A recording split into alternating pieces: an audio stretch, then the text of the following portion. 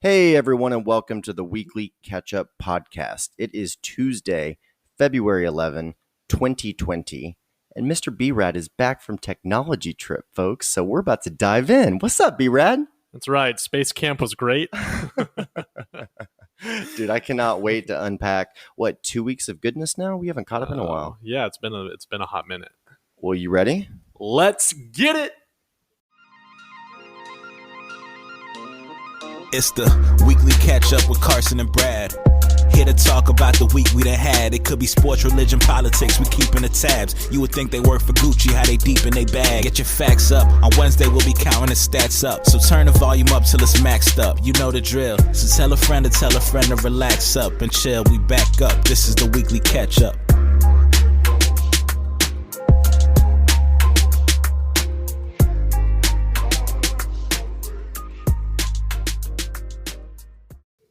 So you got to tell me all about just a bevy of teachers down in San Marcos on a technology trip. What does that look like, Mr. B-Rad?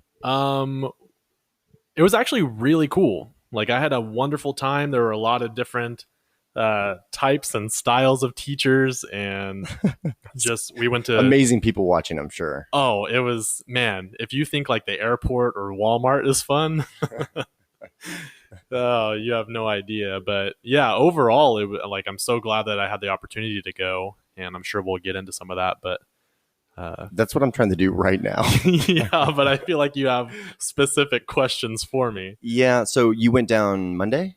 Yeah. Did you just drive down there? I went with two of my coworkers, and we left like at 5 a.m. and went straight to the Austin Convention Center, straight into our first session. Oh, wow. Okay. So is it stereotypical, like multi-stage convention with different speakers and thought leaders and demos occurring, and then a big demo pit somewhere in the convention center? Like, break it all down for me, like geo-wise. Yeah, so it started off with just like these mini sessions, and we have a list of ones that we can choose from, and they range from like 45 minutes to an hour 30. And you just look at the description and find one that kind of entices you and you feel like you can benefit from.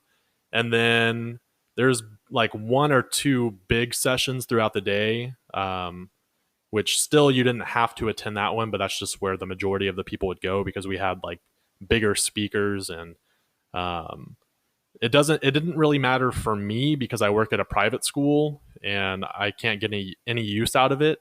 But we actually were scanned every time we went into a session, and like these public school teachers will be able to use that for like some of their teaching credits, and it goes to some of that. And so that's why like a bigger session would be more enticing because you would technically get more points for attending those. And Interesting. So you would go to like less of the smaller breakout sessions. Why would the main hall be designated as more points? Because typically I found that those are like the showcase sessions. Those are the ones where you can easily go to the back of the stadium hall and like goof off with your colleagues and you don't really have to be clued in. Whereas like a smaller breakout session will typically have a more narrow topic, right? Yeah, you're not wrong at all. So the logic behind it isn't exactly sound, but that's just how it was. Interesting. So these were like thought leaders talking about the intersection of teaching and technology in the classroom and just like best. So it wasn't just like here's how to use these products. It was like high level methodology and ways to incorporate technology into the classroom. Yeah, like not only showcasing what up and coming technology there is or what people have been using lately, but why, and then like going in some of the sessions going further into it, and just like it's just like a bunch of demonstrations. At any point were you in an exhibit hall with a bunch of booths and demos of like different technology products specifically geared towards teachers or schools? Oh, yeah, for sure. Okay. So next question. You wouldn't be labeled as like a buyer of these products for your school in particular. Like you would have to go back. Me personally, no. Like you personally, you'd have to go back to your principal or your buying committee and like form a consensus and pitch the product and say, here's why I'm, passionate that we should incorporate this into our classrooms here at Chisholm Trail. Yep, exactly. Okay. Were there buyers there? Yes. Yeah, like some schools sent, if their principal's in charge of of what they're allowed to have at the school, or some of them actually sent, their treasurers or their accountants or, whoever handles the money. There were a lot of those roles there as well. Is that widely regarded as procurement for schools, or like the main buyer for a school is the CFO or the treasurer? I can't speak to the public school setting, but for us, yes. Okay. Interesting. Yeah. But yeah, there was a lot of great stuff. A lot of like how to incorporate VR, like virtual reality. So yeah, I don't know. There was just a lot of cool lessons that they showed.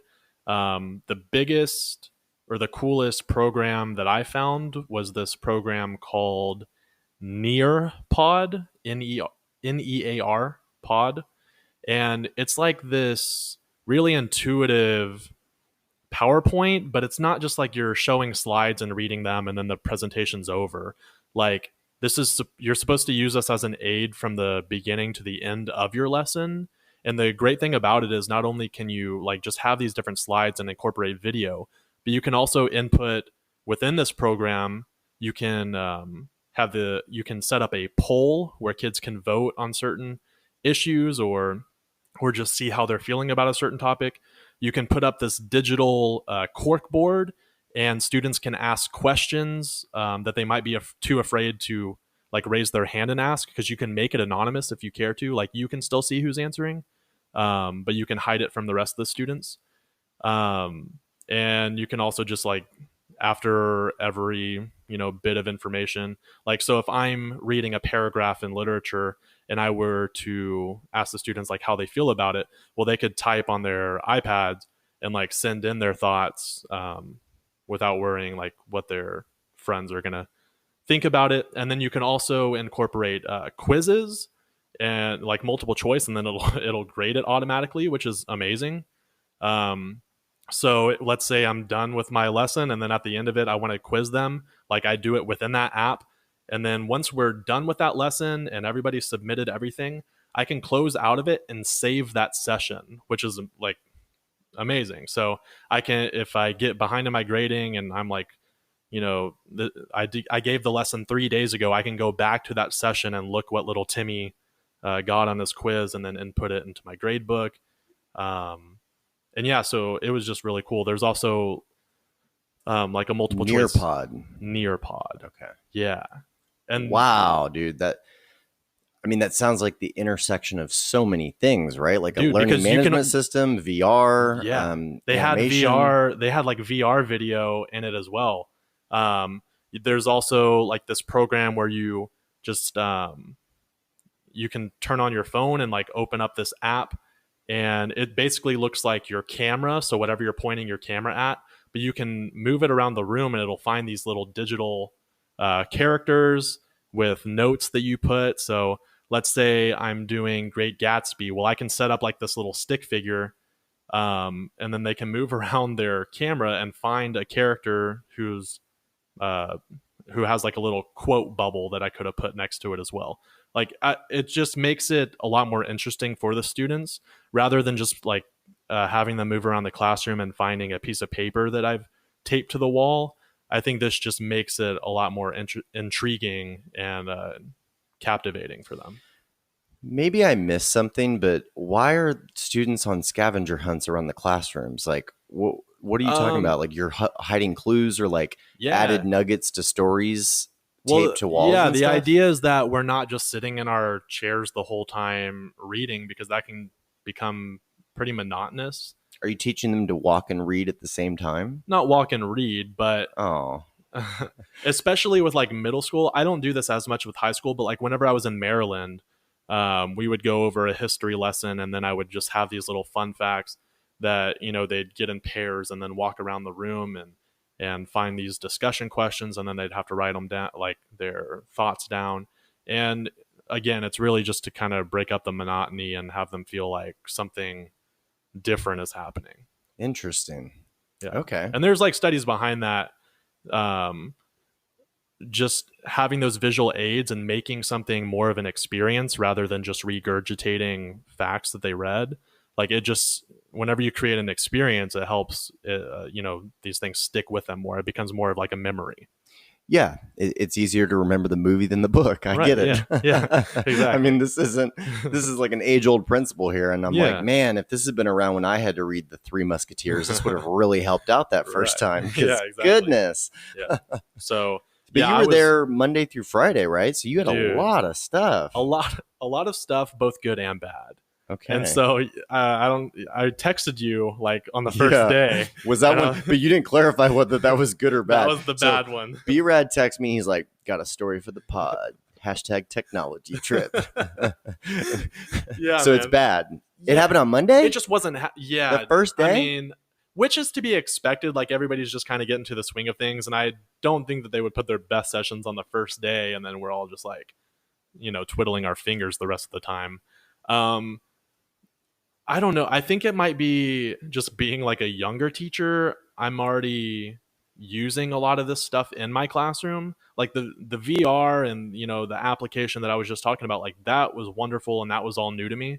But there was a lot of like sessions that I would go to where it's like, dude, I'm already like way past this. Like I know an application better than the one that they're presenting right now. And it was just funny.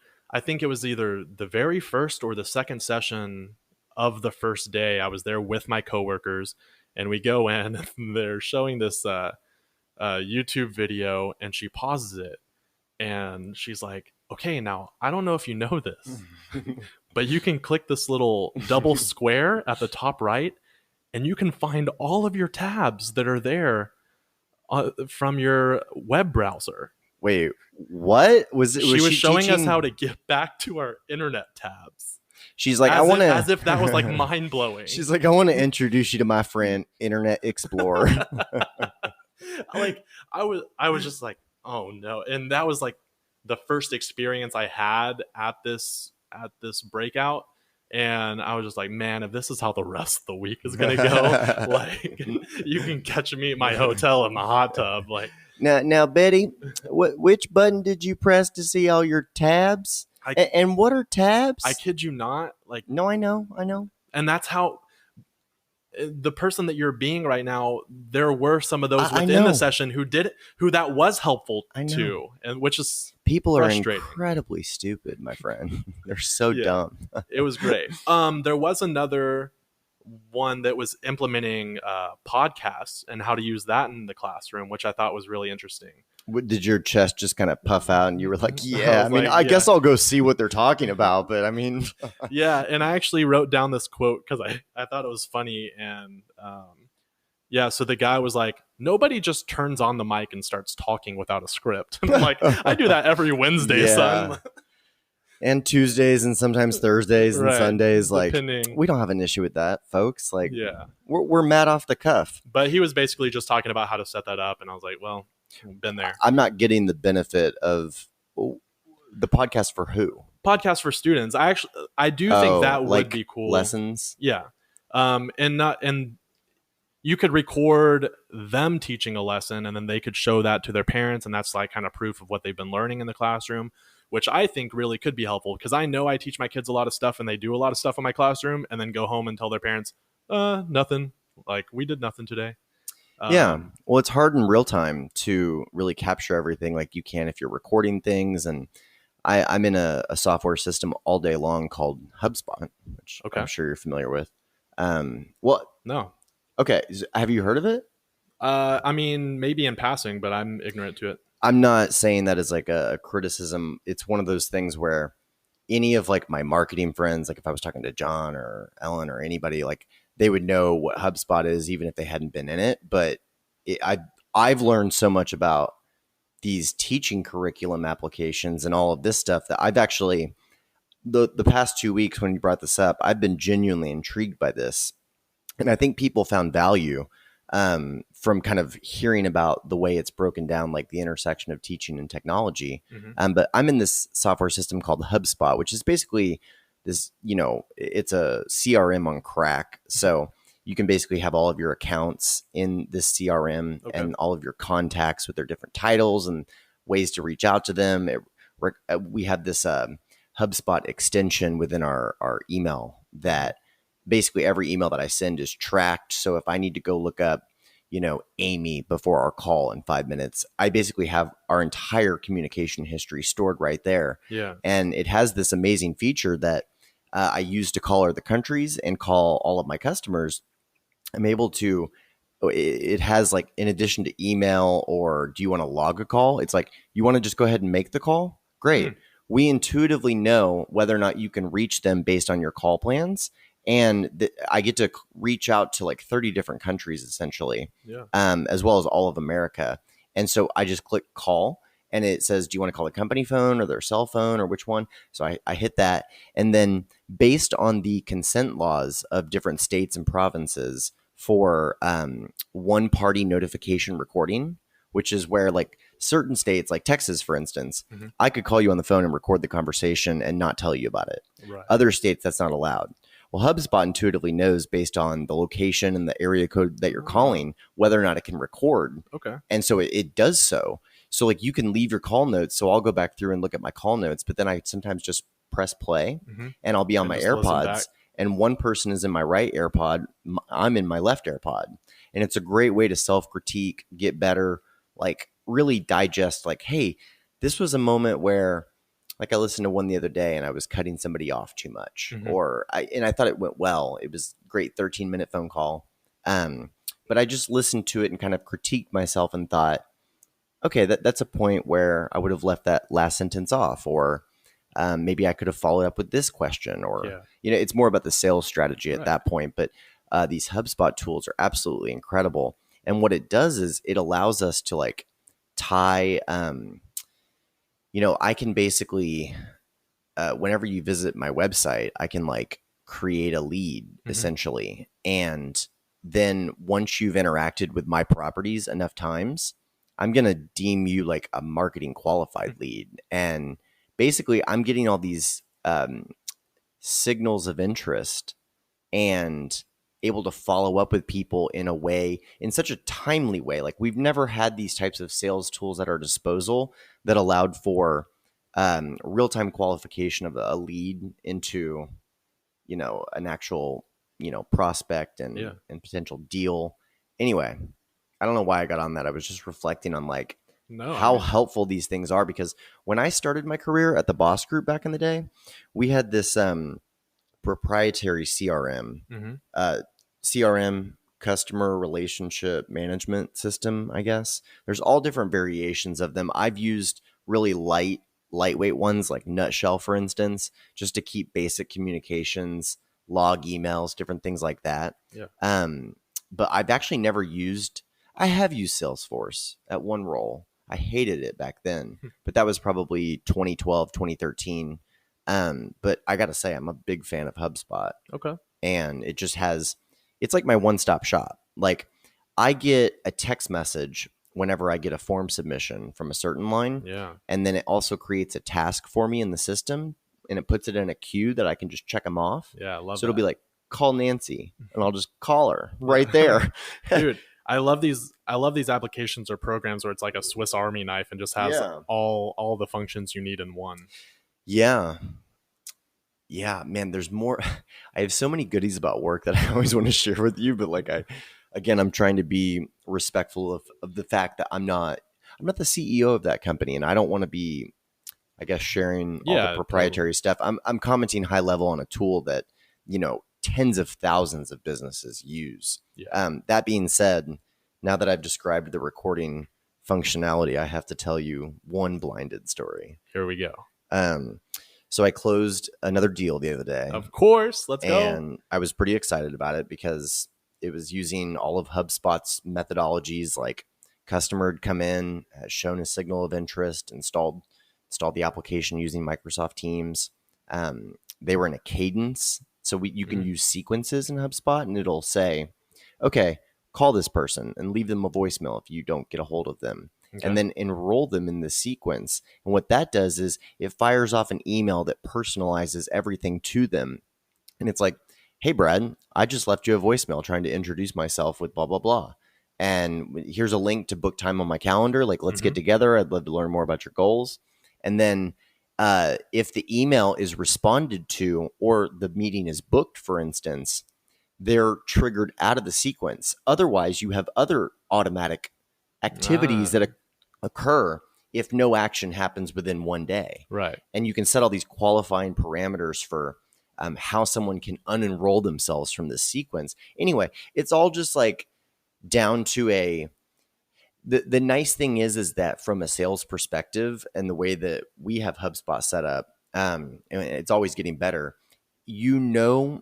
like as long as I stay on top of these 3 lines of communication, I'm not going to miss a thing. Yeah. You know what I mean? Like, anyway, but reflecting on a gaffe, I closed another deal the other day and was excited about this. But it was kind of a full 360 story because one of the companies from that sequence where I had to call and reach out, they had me reaching out to this young lady, and she did not appreciate my phone call. And it was one of my first calls employed at this company. And it was one of my first recorded calls that I hadn't clicked, like, don't record,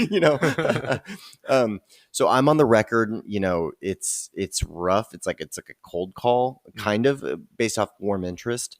And she hung up on me. Ooh. Like after talking to me for about 20 seconds. Yeah. And it was, it's just one of those things that it's like, man, it's embarrassing. It's frustrating. You kind of play it off like, like you're going for the high five and you miss it. You just swipe through your hair or something. Right. Somebody is like waving hi and it's to the person behind you. Exactly. So, and I'm like, oh, it's recorded. And I thought to myself for a brief moment, the CRM does give you the ability to delete. And I thought about it for a moment. Yeah. And I thought, I bet my calls are getting reviewed. I'm new on the job, blah, blah, blah. And I didn't delete it. Okay. And I'm very proud of that because what I ended up doing was I called this young lady's boss. I set the meeting that I was originally trying to set. That lady ended up being the chief business partner for human resources for the company. She was a rung or two above the person who had hung up on me. So she invited the person who hung up on me to the demo that she set. On said demo, I closed it down, and they are the deal I'm referencing. Let's go, baby. I thought that was kind of I didn't delete the hang up call. That's a chef's kiss right there. So anyway, I thought that was worth putting down on my show notes. Oh, absolutely. I love that. And that now we can get off work. All right. Actually, I do have more questions about Technology Trip, if you don't mind. Hit me. Typically, the types of conferences that you're describing, I've gone to, but they've been more technology or, startup oriented. Yeah. And we know who the big swinging dudes are in that profession. Like it's going to be, the co-founders or the CEO of like the $1 billion unicorns and the top VCs. Yeah. We know who the power players are in that space. How did you distinguish, who were the big sessions surrounding? Who were the thought leaders, and how do teachers know that they're a thought leader? Where's your marketplace? What is your Twitter, or how do you guys stay on top of what's hot in your space? I think it would have to do with these conventions, because this convention has, I guess, been going on for maybe 20 plus years. And this is ever since technology started. Right. I don't know how they find these people. The person that I thought was most interesting, which will be obvious whenever I say it, is this dude named Sekou, who is a spoken word guy, but he's done events for President Obama. He's performed with Jay-Z and different things like that. And I was like, dude, I'm all over this. And he actually gave a session in which it was a motivational type of thing. And he would go in and out of speaking spoken word, which I thought was really interesting and really cool. So you were aware of Sekou before the conference? Yeah, he was the only one. But there were bigger names that other teachers were that do. Sorry, I guess that they knew of. That sorry to be such a dumb Hollywood consumer of what your industry is all about, but the real life Hilary Swank from the movie where she goes into the inner city and Yeah, turns it around. freedom riders. Yeah, like, are there people like that where, are you aware of like who the person was that went into New York City, inner city schools and turned them around? Like, do you have leaders like in business, we know who Bill Gates is. Yeah. You know, we know who Elon is. I think you're referring to Bradley Colvin. Well, like, I think that's pretty I don't know. evident based on your understanding, because typically the top people in their profession are going to walk into most of the sessions and be like, yeah, I know this. Like I could be on a panel for this. And before this, technology trip, I've also been in meetings with coworkers and actually some members of the Seventh-day Adventist Texas Conference and Southwestern and our elementary school KAES, and how we can make our schools like irresistible to incoming students, or like why people should pick our schools.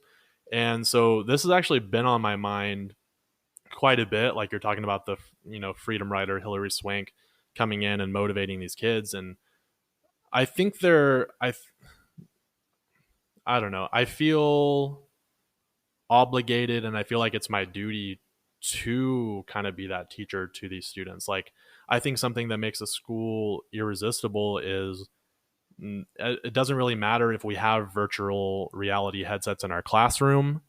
It matters if we have our students engaged. Like you can have all the technology in the world at your fingertips, but if you don't know how to use it properly and the kids don't care about what you're saying or what you're presenting, it doesn't matter what you show, in my opinion. Like I've seen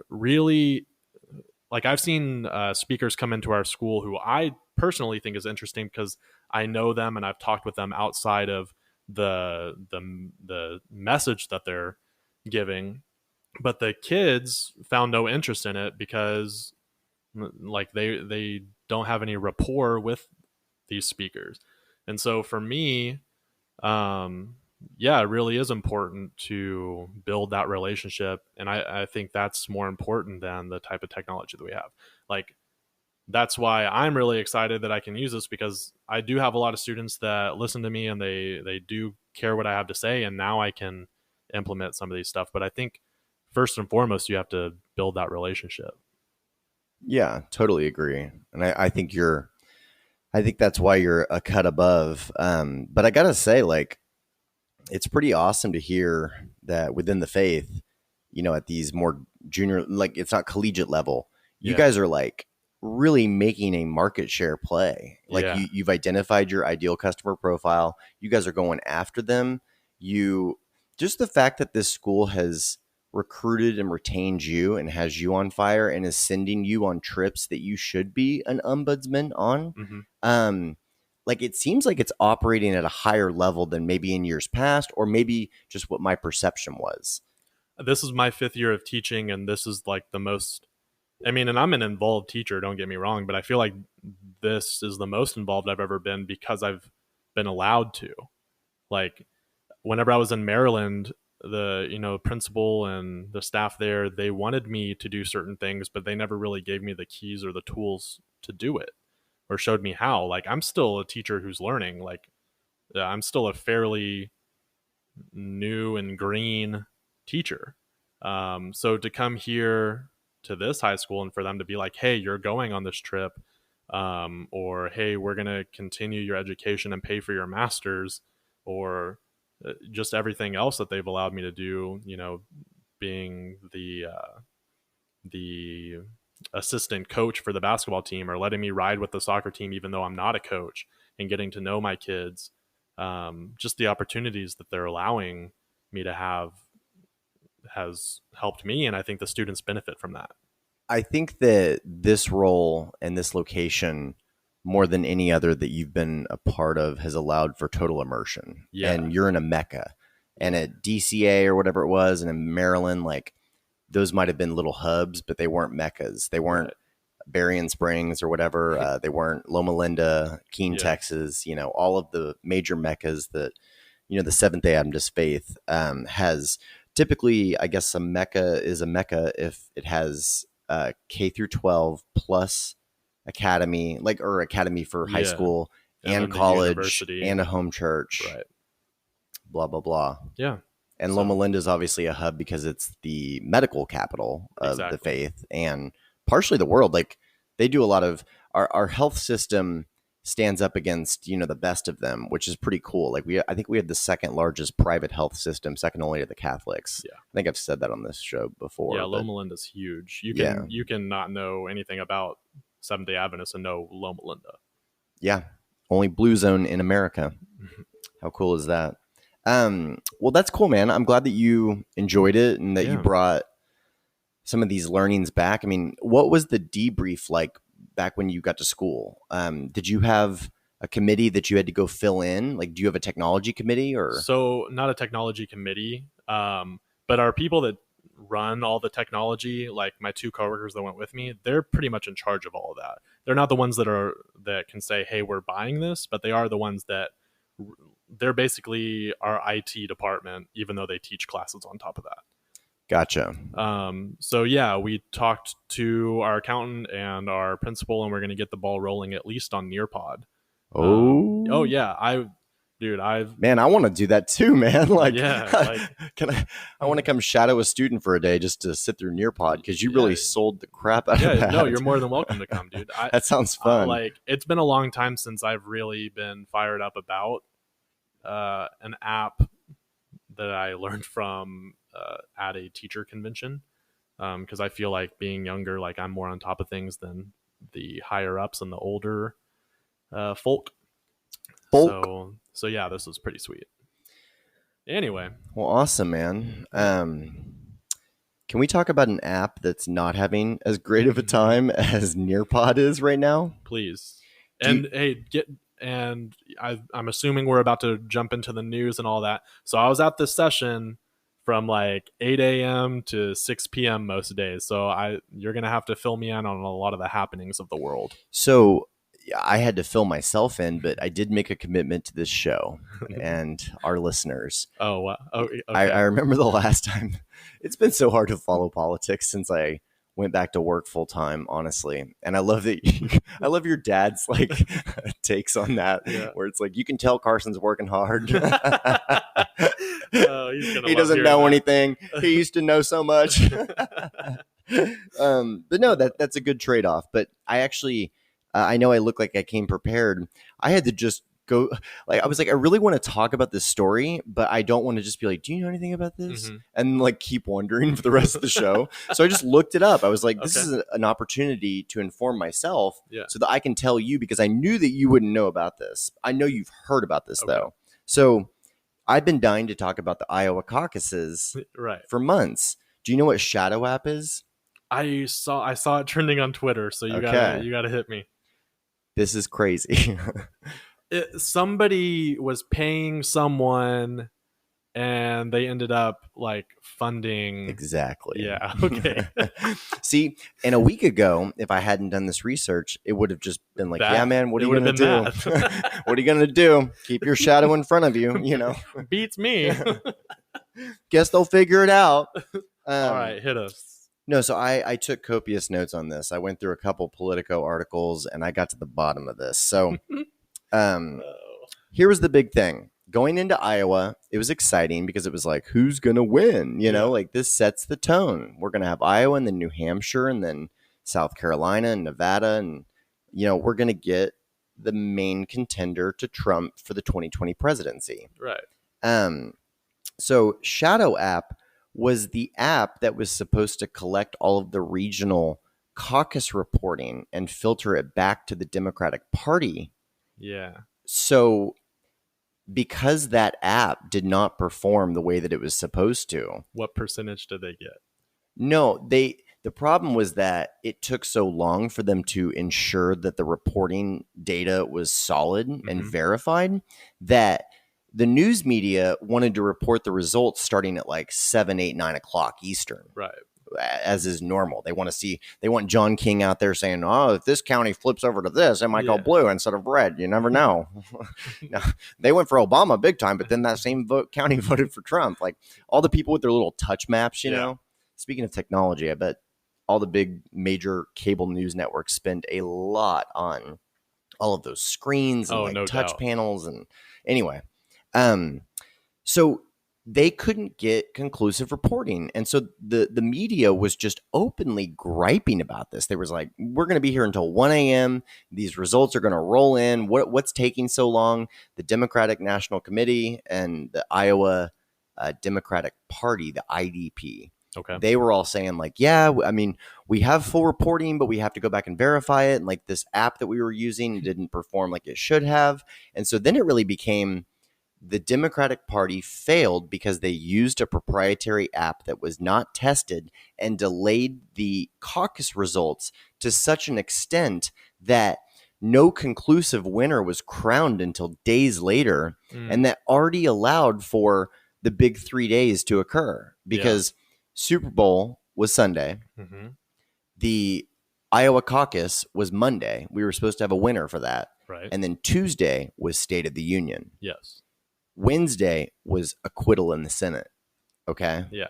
So the Democrats had a really bad week because they weren't able to crown a winner, produce any amount of momentum, or this is supposed to help inform the electability argument and like who can actually win when push comes to shove and caucusing is occurring or voting is actually happening. Where do people show up and put their money where their mouth is? Right.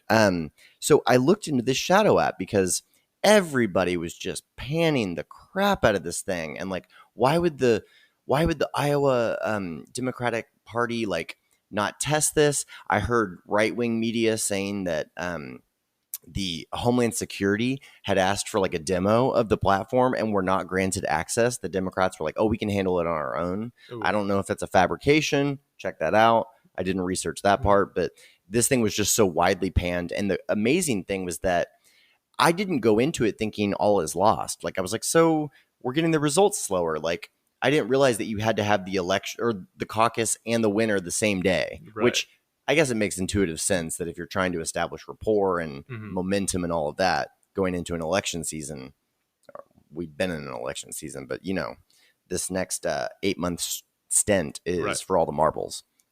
So they were just so widely panning this and, oh, what a flop of a week for the Democrats. You know, it was Super Bowl and then the caucus flop and then a very, very strong State of the Union. We'll get into that later. Okay. I have a whole different segment on that. I hope so.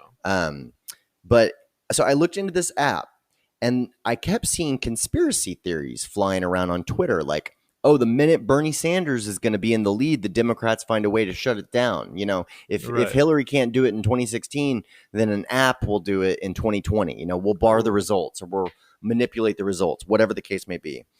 So Shadow App comes out of a company. Actually, the company is Shadow Inc. Okay. Which already sounds sketchy. Right. It was launched in January of 2019. The underlying technology for the company, for their proprietary technology, was purchased for almost $1 million. Okay. A peer-to-peer texting platform that they bought. It has investment from Acronym. Acronym is a 501c4 not-for-profit that invested in Shadow. It's run by Tara McGowan, who is a former Obama aide and a digital strategist at Priorities USA, which was the Clinton super PAC in 2016. She founded Acronym, a 501c4 not-for-profit that makes strategic investments in for-profit companies, including Shadow Inc. She sold the reporting capabilities to, I guess Shadow Inc. sold their reporting capabilities for this platform to the Iowa and Nevada caucuses and then royally screwed them up. Tara comes out on Twitter and is like, yeah, we're waiting on the results too. Like, we at Acronym want to see the real verified results. While we made an investment in Shadow, we don't know anything, basically. Okay. Turns out they share the same office. Okay. Huh. What stinks to high heaven here? Okay. It's called Shadow.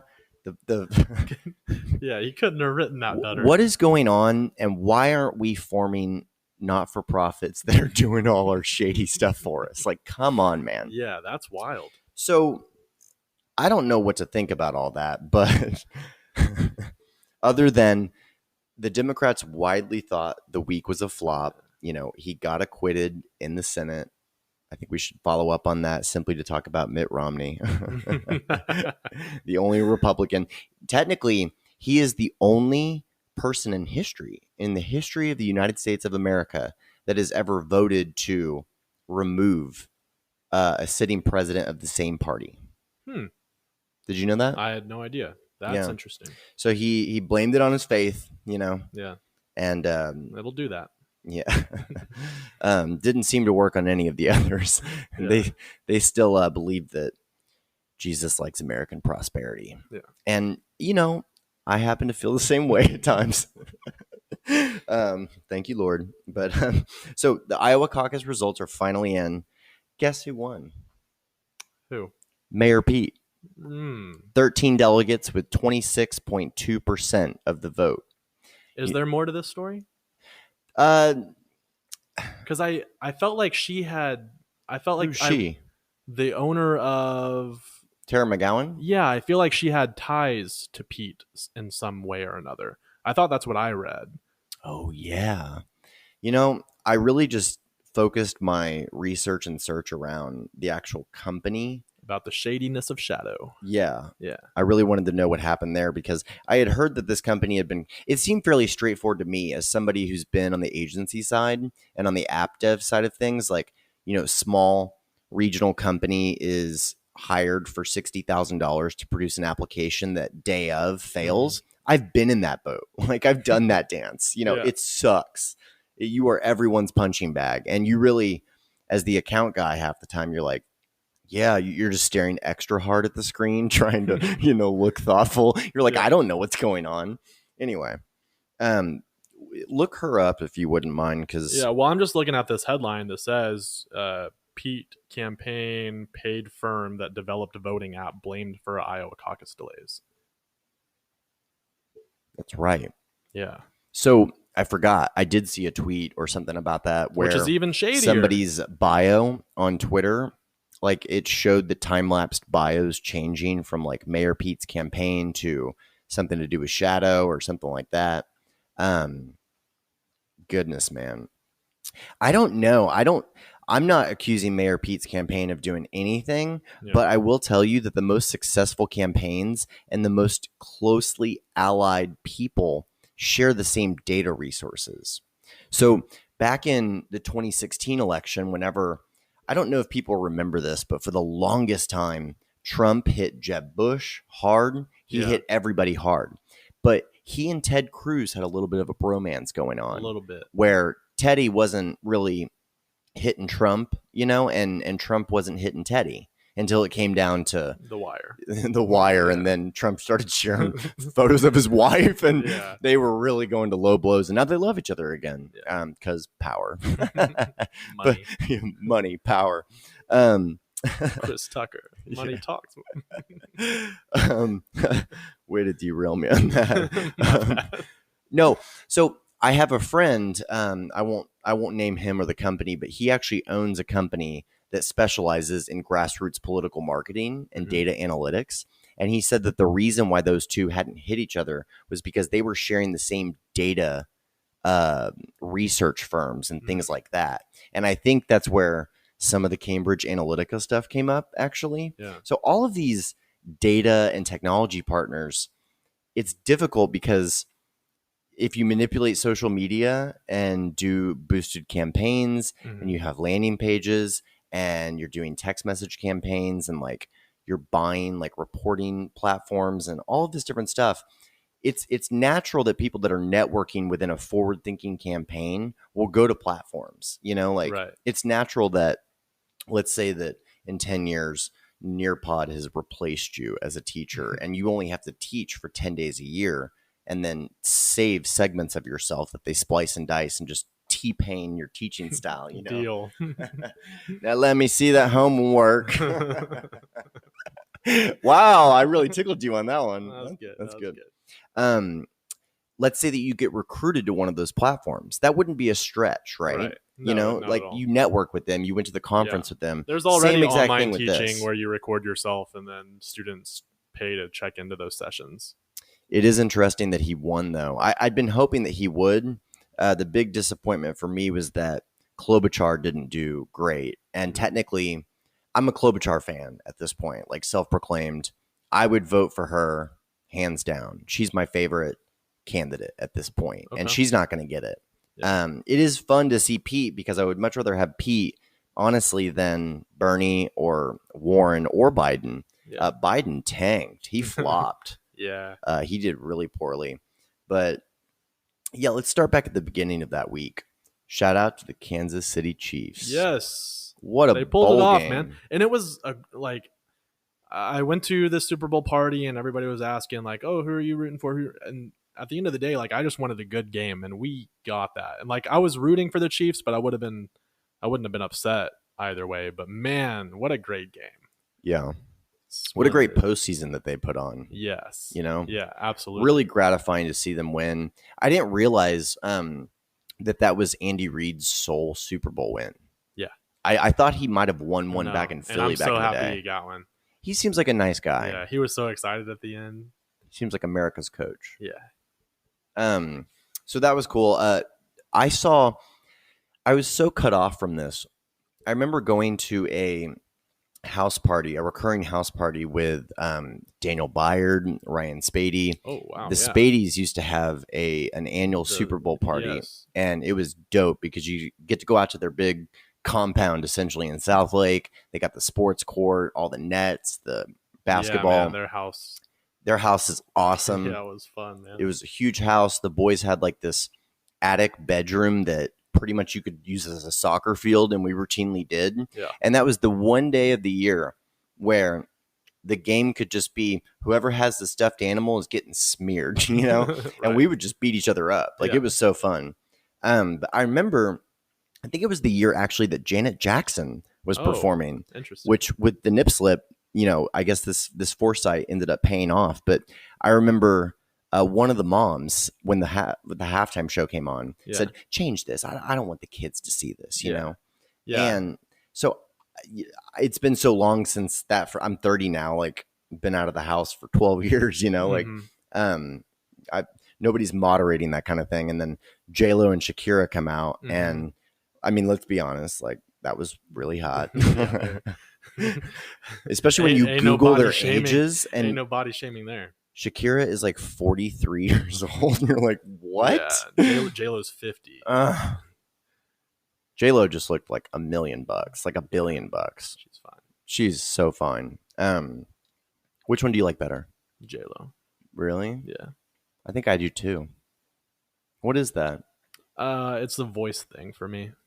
Well, see, I thought that Shakira on her microphone she could belt it out. She had that voice that just projected like so well, and it sounded so much like her records, Yeah. And J-Lo, like she doesn't have as strong of a voice. Shakira has always had this like Kermit the Frog Muppet type of voice to me. Which she's definitely a small little munchkin. Doesn't do it for me. Like it's kind of there's a she-wolf in it's just a little sock puppety. Okay. I don't know. But yeah, J-Lo all the way. I've got a sock puppet joke that I'll share with you off air after the show. So anyway, cool Super Bowl. Oh, so the whole point being, I didn't hear any blowback about the Super Bowl halftime. I just remember thinking like my peers and the people that I follow on social media were all like, wow, this is proof that you can have a Super Bowl halftime show and it doesn't have to suck. Like it can have great relevant music, great performances.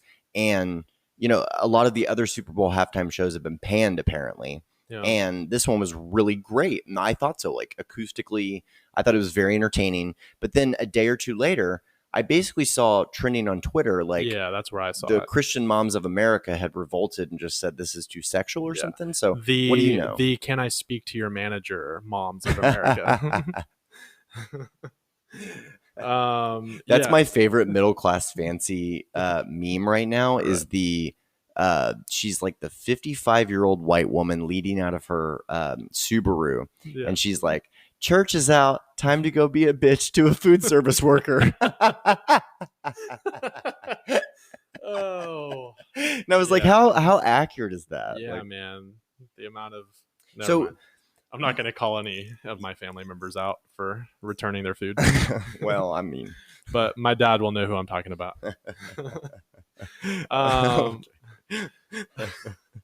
We have too small of an audience. You know that our audience just all gets together and listens at the same time, right? Yeah. It's just our families. Dude, you're going to upload this. I'm going to drive home and my dad's already going to be listening to it. So shout out B-Red's dad. Yeah. What up, Dean? What up, Dean? Dean and I are LinkedIn official. Oh, really? Yeah, man. Dang. We're doing business. I don't like that. I'm pretty sure that your mom followed me on some stuff too, actually. Yeah, and she followed we have our podcast has a Twitter now. Yeah. And my mom followed that. Okay. So I think we're Facebook official. I think she followed on Twitter, and I think she might have followed me on Instagram too. Yeah. I get good referrals from you. Try. Yeah, thanks. Shout out to her for the love on Twitter, and you can catch us. What is it? WKLY Catch Up Pod. Yep. At Weekly Catch Up Pod, but weekly is WKLY. Yeah. That's the username until something else better comes available. Yeah, weekly Catch Up Pod is 16 characters, and Twitter requires 15 or less. Anyway, shout out to all of our family members who are listening. Well, I'm sure we'll shout you out again at the end of the episode. What's our plan for that Twitter account? Like, I think what kind of vibe do you want? I kind of want to start like teasing stories, like the one that I got from my little trip that I just went on. Like, I kind of want to be able to tease like what we'll be talking about this week. You know what I mean? But if it's already published, like, typically we don't know what we're going to say until we say it. Sometimes, but if we take notes, like there are times where I'm going to be like, hey, I want to talk about this on the thing. So we're going to be like, next week we're going to talk about. So throughout the week, so we record typically on Wednesdays. So let's say it's a Monday, and I'm like, oh, dude, this crazy thing happened, like, and then I might just send out a tweet like teasing it, but I don't know. We'll think. Well, I think that we should play with all of that. Yeah. You should post whatever at any time. I put a placeholder tweet that did well, I thought. Yeah. I tweeted a couple things just to give it some life. Yeah. And then we got our first 5 followers, and I was like, all right, I don't want to like always be posting this, but at the same time, the more I thought about if we ever have guests or guest hosts whenever one of us is out or anything like that, I was like, we need to have like, this isn't just yours or mine. Yeah. It's like it's its own thing. Right. So I don't even know why we did that. I think I just had a spare account that I edited into that. Yeah. I was trying to get it off my plate, but it just seemed appropriate we swapped out all the YouTube artwork to the new cover art. Yeah. And it shares nicely on social media cards now and all of that good stuff. So I'm happy about that. Yeah, I'll think of more ideas. Yeah, things that we can do. I think there's some pretty cool stuff, but I'm not going to spitball right now. It's not a signal that we're going to do all social media either, just because I really don't want to. Nah. I don't want to keep up with that. I feel like we were pretty intentional about. We bought the URL and then never did anything else. Yeah. YouTube's an undertaking and nobody watches that, but I think that we're getting closer to recording some of this. Yeah. We're trying this out in a different location than normal. Some video along with our audio. Yeah, we'll have to get that set up. What were you about to say? Well, I was just going to go back to the halftime show because you were asking me my thoughts on on it after we saw the middle class women get angry at it, and so what? Like, well, thanks for bringing us back to that potent thought there. So I'd like to redirect to your original statement and say, so what? I enjoyed it. Can we go back for a minute so I can disagree? Not everything can't be for everyone, and that halftime show was for me. So, oh, wow. It's good to see you finally be truthful about something on this podcast. Yeah. Usually you're just like, I don't agree with that hot thing. Yeah. No. I thought it was great. I just can't believe that put together those two women are 93 years old. Dang. Like, makes me want to go and ask a bunch of 20 and 30-year-olds, what are y'all doing? Myself included. I went out of belt loop over the last week, dude. Yeah? Yeah. Hmm. I'm going to have to shed that. Okay. Mercy. I want to go back to, so we were talking about Super Bowl because that started the week off. I want to talk about Sunday through Wednesday of last week. Hit me. So we had the Super Bowl. Mm-hmm. Congrats, KC Chiefs, Kelsey, Great performance. Mahomie, Yeah. just the whole squad. Andy Reid, very proud. Andy Reid deserved that more than any of those boys did. No doubt. Really happy for them. Going into Monday, we had the Iowa Caucus meltdown. Mm-hmm. Shout out Mayor Pete for winning with your shadowy. Yeah, all the shade to Shadow. All the shade to Shadow. I want to get into Tuesday, which was the State of the Union address. Yeah. So, obviously, I mean, we can talk about Wednesday first if you want. Trump got acquitted. We knew that was going to happen going into Tuesday's State of the Union. I have a segue from the acquittal, and so let's talk about the other one first. So, State of the Union, the things that I loved about the State of the Union was that he never once addressed the impeachment controversy. First of all, did you watch it? No. Okay. I watched it wall to wall, and I very much enjoy that kind of thing. Like, I watch every State of the Union like a nerd, but and I cry through the entire thing. Like, really? Oh, because presidents always bring in real life Americans that typically it's from a group that they are trying to recruit from as well. So it looks like America, but typically it's like, here's somebody that you might not have expected to have benefited from one of the policies that I put into place. And we're going to get into that. But yeah, I always cry during the State of the Union. But the big things were, first of all, not all the Democrats win. I know AOC boycotted, and, typical federal employee taking a day off, that's how I feel about that. Don't infer anything, folks. But yeah, AOC took the night off, which was great. Mm-hmm. Hopefully she got to make a dance video for Twitter. You think it was a rain dance? I don't know. I don't really care. We elected her to do a job. She should do it. Yeah. And actually, I say that because I think she's not a threatening force. I think she's an effective force for certain policies that I do not agree with. Yeah. Anyway, so the interesting things, we had some boycotts. We had some people that walked out on the Democrat side and then, just virtue signaled the crap out of it on Twitter. I just walked out of the State of the Union. I couldn't take it anymore. I'm thinking specifically of Tim Ryan, who doesn't seem to be that type of dramatic crybaby, but he was that night. I thought it was very attention fetching.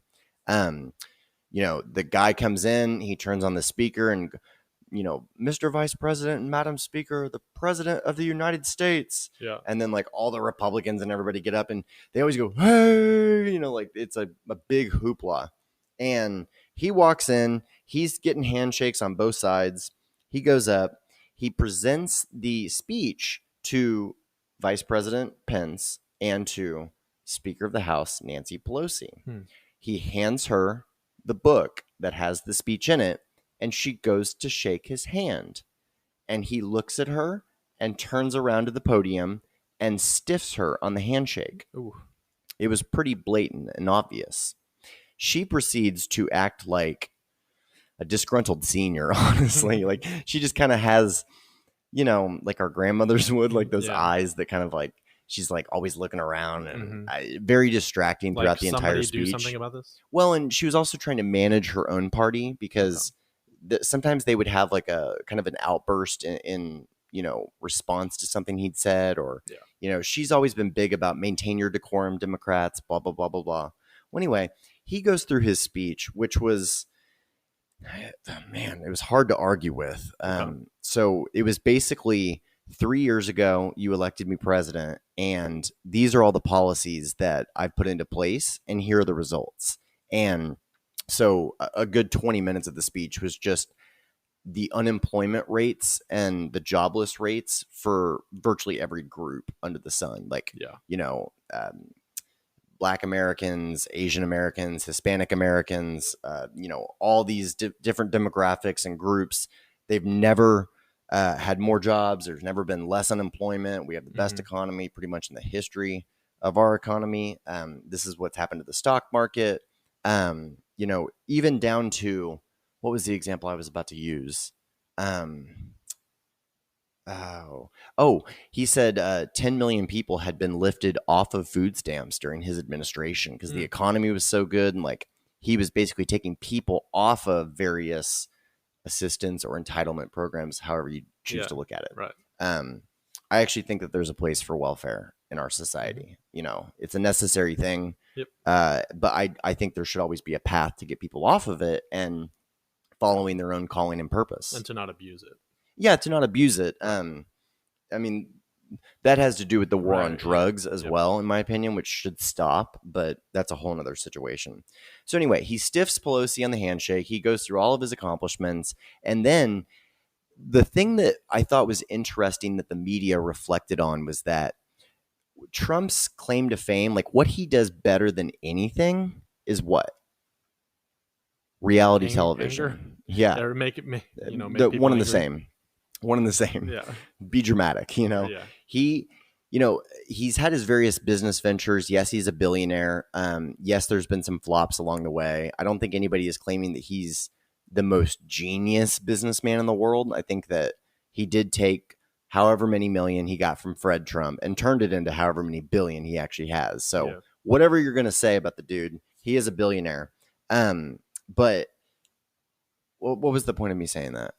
I mean, you're just going over his speech or whatever he was talking about. He stiffed the handshake. After that. He went and said everything that he's done in office, and then what?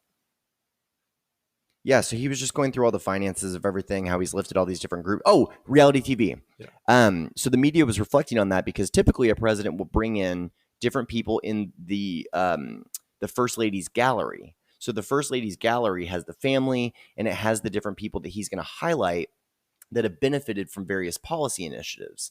So this part was wild. Sitting next to Melania was Rush Limbaugh. Do you know who that is? Yeah, and I know that he's been diagnosed, right? Or he just got diagnosed. I think it might have been the same day or the day before, had announced to his radio audience, which is like 20 million people. Yeah. Like he's the conservative godfather of AM radio, essentially. Yeah.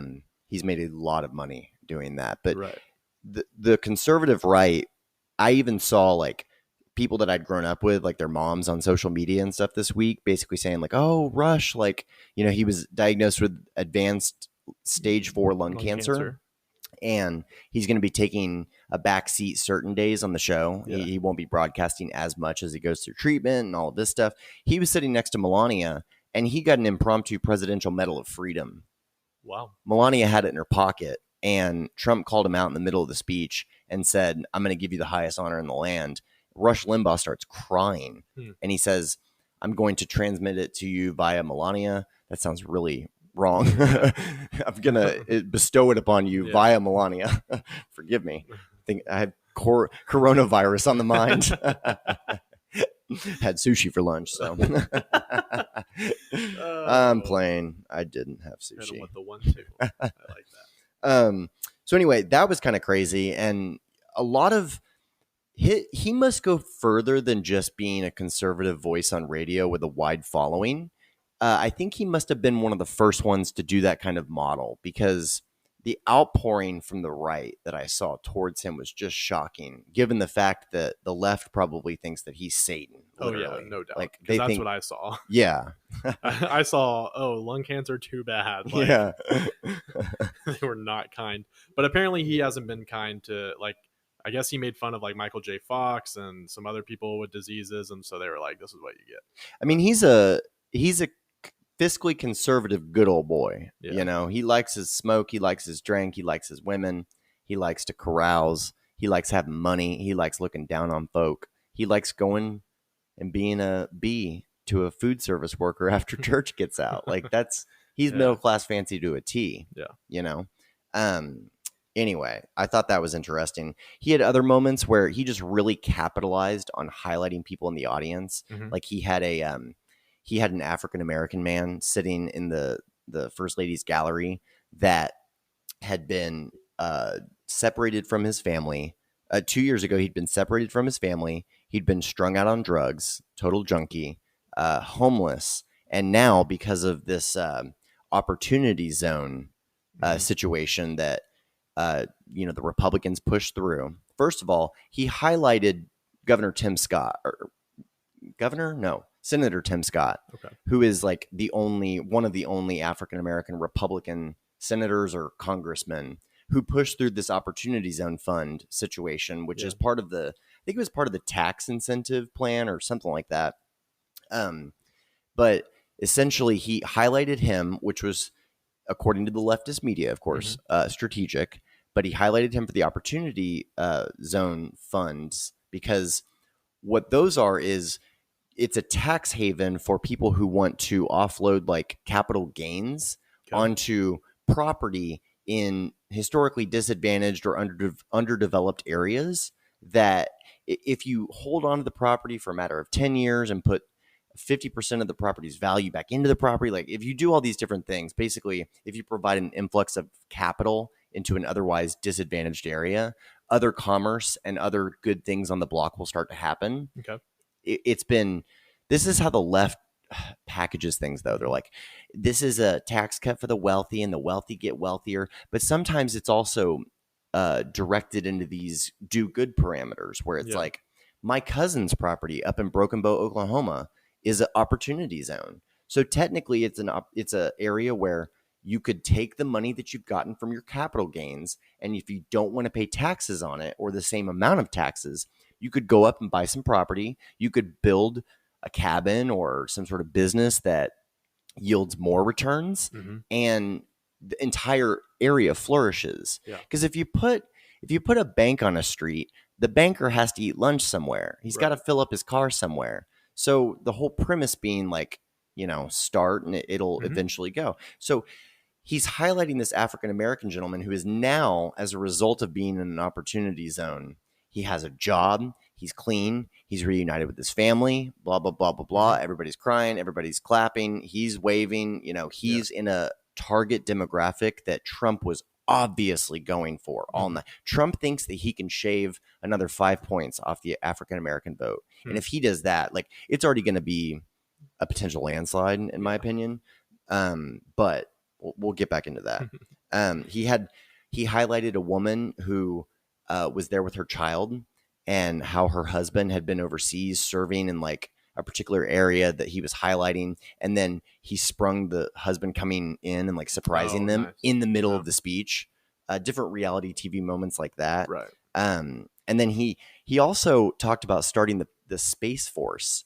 And there was a little African-American boy in the crowd that he asked to stand up, and he said, I forget his name, but little Jimmy wants to be in the Space Force one day, and we're elated that he can go and do that. By the way, Jimmy is sitting next to his grandfather, who is 100 years old and an original member of the Tuskegee Airmen. And so then that guy is in full, military outfit. And you realize, like, why is he highlighting this little boy that wants to be in the Space Force? Like, what a stretch. But then he ties it back to the grandfather, and it was like, goodness. And then he had a little girl in the projects that was going to get to experience school choice, and she got a scholarship live in the speech. Like, it was a good speech. Pulled out all the stops. It's difficult. So once he gets done giving the speech, everybody's standing up and clapping.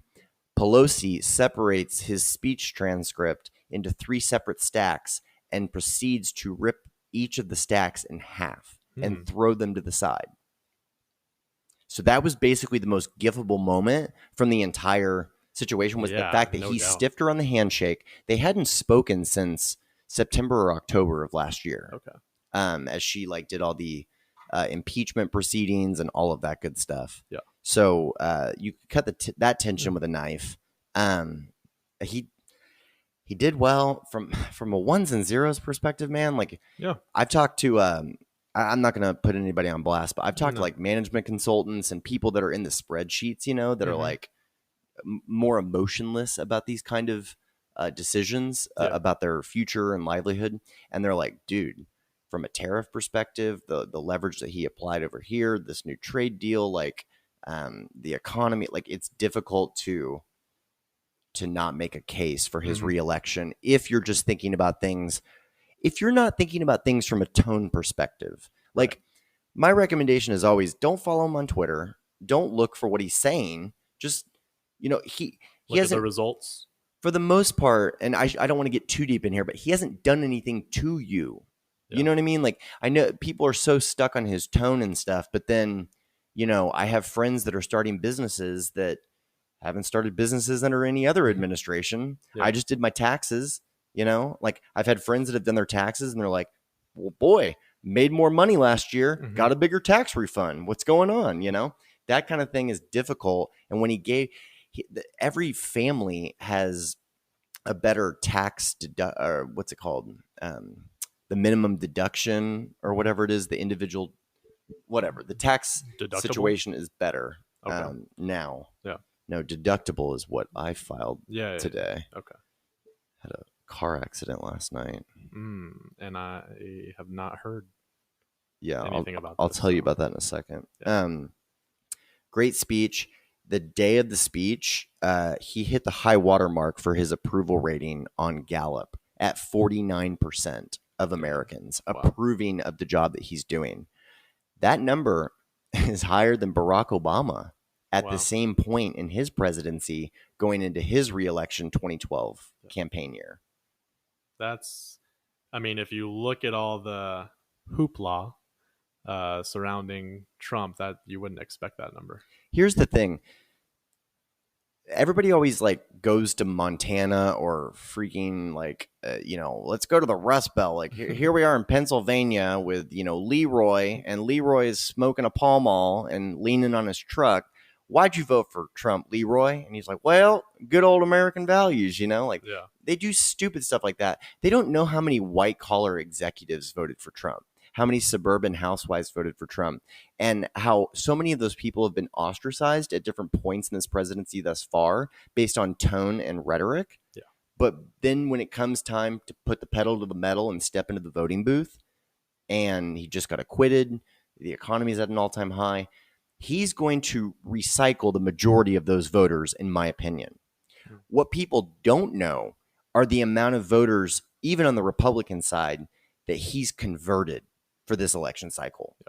I have multiple people in my personal network who are like, we crunched, they wouldn't dream of voting for him the first time. They voted independent. They wrote somebody in. They did whatever they could to not vote for Trump. 3.5 years later, I have multiple people in my personal network that have said, and even rationalized to me, here's why I have to. It would be in my best interest to do this. Yeah. So I think that's something that the Democrats think that it's just a base play for him. Like the Medal of Freedom going to Rush Limbaugh is just a base play, but he's spreading it out because every person that he showed in the gallery that had benefited from a fiscal policy was an African American. And so that really showed some of the pundits, in the after analysis. He thinks he already got a couple percentage points of the African American male voters. And Van Jones himself was out on CNN saying, we need to be cognizant of this as Democrats. He's going to get more this time. Yeah. This kind of outreach is going to go places. Right. So anyway, that was the Democrats imploding last week. Yeah, thanks for breaking that down. That's very interesting. Well, I definitely wanted to talk State of the Union and all of that good stuff. And I did get into a wreck last night. Yeah, you mentioned that in passing and said you were going to talk about it on here. So what's going on? Yeah, so my new office is over by the American Airlines Center, and depending on what time you're leaving work, you might come out and there's a game and there's lines of people crossing the street and cops directing traffic everywhere. And it can kind of be a crapshoot. Well, last night, the Mavericks were playing. So it was starting to heat up a little bit. It was still a little bit light outside, but it had just started raining again and it was cold and wet. And I'm just going home right on victory, actually. I hadn't even, I was one light out of the office type deal. And a minivan in the far right lane decided at the last moment, I think they missed their parking garage or something like that. Mhm. So they decided to flip a U-turn from the right lane right there. What? And I just slammed into them. Like we hit hard. Like it destroyed the front of my car on the passenger side. Dang. Cosmetically, it's still drivable. But anyway, we kind of both pull over and there's already cops like walking over to it, just moseying over to us because they saw it happen and they're already out directing traffic. And so a couple gets out of the car and I decided to try to play it nice. Like I knew that I wasn't at fault. I'm proud of you. And I was just like, "Are you okay?" to the woman. And then the man got out. "Are you okay?" I was really just trying to be concerned about their safety. And then a little boy got out and he was like holding his neck and stuff. Oh, and, no.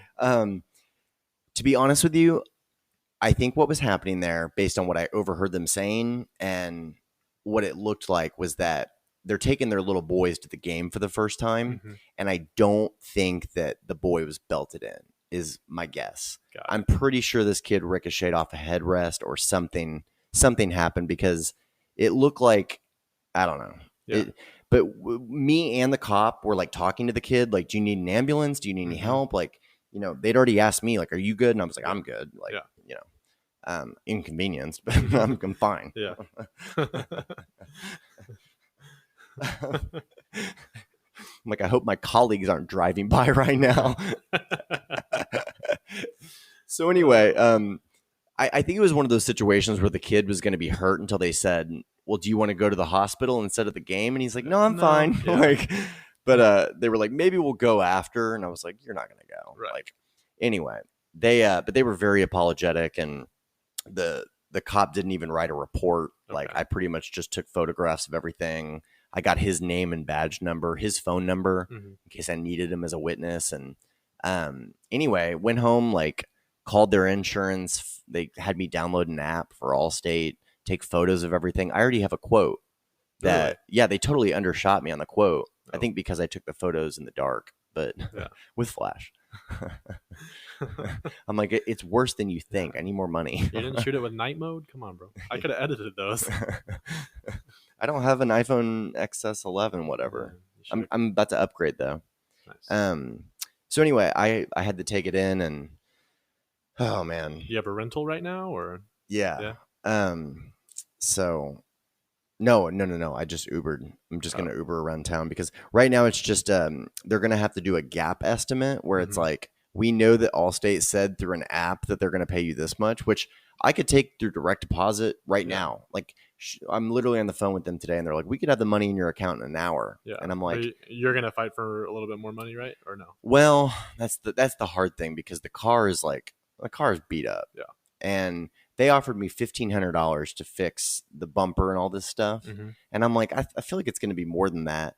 But what I've learned is that right now I can take the money and run. Yeah. So right now I could just ask for the $1,500 and it could be direct deposited, put on my debit card, whatever. Yeah, get a new vehicle. Or I would still have the vehicle. It would still be drivable. I would have $1,500, but I would have a clearer path to, like, there's other dings in the car. There's other clear mechanical issues that I've been waiting to address, essentially. Yeah. Like, and I was about to actually take it into the dealership, but then this kind of thing happens, and it's like, I've been wrecked in cars where I needed to get rid of the car anyway. Yeah. And what I've done before is like I've collected the insurance money and then still sold it. I've made profit on cars doing that. Yeah. I totaled a Civic off a Hummer one time, and I collected like $1,800 from the insurance company, and then I sold it for $2,000. And the trunk was full of loose dog food because the bag had exploded back there. And he's like, "What's up with this?" And I was like, "Take it or leave it, buddy. Bill of sales happening right now." Yeah. Woof, woof. So I bought that car for $4,400 coming out of college, and I sold it for $4,500 when everything was said and done 3 years later. So, but this car was my first car off a lot, you know, like with a warranty and a handshake, and it only has 78,000 miles on it. But at the same time, I bought it for so cheap, like 8 years ago now. So I'm thinking, well, what's the walk away number? Yeah. Because as it currently stood, it meant more to me than its numerical value on the street. Yeah. You know? Right. Anyway, but that happened. I'm fine. I think those glad kids are you're okay. fine. I'm glad they're okay. Too. I hope they made it into the game. I felt really bad about them. But anyway, the Allstate woman today got a real attitude with me. Really? Yeah. Why? So I had done everything. I'd called Allstate on the way home from the wreck. And like they'd put me into the mobile app. I'd taken all these photos, scanned my VIN number, set up the application, done all this different stuff. Then they call me. And I'd gotten the quote this morning and I'd just woken up and, I wake up mad sometimes. And I saw the low quote figure and I was just like, oh, this isn't going to work. So then somebody called me and I was like, yeah, actually, glad you called. This isn't going to work. And so they said, well, you're going to need to talk to Miss Stacy. She'll be in contact later. So Miss Stacy calls. I call her right back. She doesn't answer. I leave her a detailed voicemail. Just try to dial her again 20 minutes later. She answers. We talk. And she's like, okay, you've done everything that you can possibly do. Thanks for being a good citizen that didn't gripe over getting hit or being, impeded. Yeah. Thanks for doing everything you need to do. I just need to make contact with the insured and so that I can release the liability. And I was like, okay. And she said, I've already reached out several times, so we'll just see when that happens. And I was like, so my next steps are kind of barred by the fact that you haven't made contact with them, even though this happened. Like my reality is currently wrecked vehicle. Yeah. And also the little nugget in the story is that the driver did not speak English. Okay. So only the passenger spoke English. And I was just like, I explained that to her tactfully. I was like, so I said, big question. What happens if you don't make contact? Yeah. Like I just asked that question. No, like good. I was like, should. I was like, I think it's an ESL family, at least partially, and I don't know what their schedule is, but am I going to be impeded from next steps with like filing the supplemental claim or estimate with my preferred body shop until you make contact? Like that's very scary. And she literally got an attitude with me. She was like, well, they've been insured with us for 36 years, so I'm sure we'll make contact. She said, this just happened yesterday, Carson. Give it a rest. Whoa. She was like, we'll make contact with them. And I was like, first of all, they haven't been Allstate insurance customers for 36 years because they weren't 36 years old. Yeah. So unless they were insured in the womb, like, I don't think so. Mm-hmm. Second of all, drop your attitude with me now. Like, don't you dare. I've done everything in my power. Yeah. Dang, I was so mad about that. But she literally said, this just happened yesterday. And I was like, listen, I know that you get off at 4 p.m. according to your voicemail, but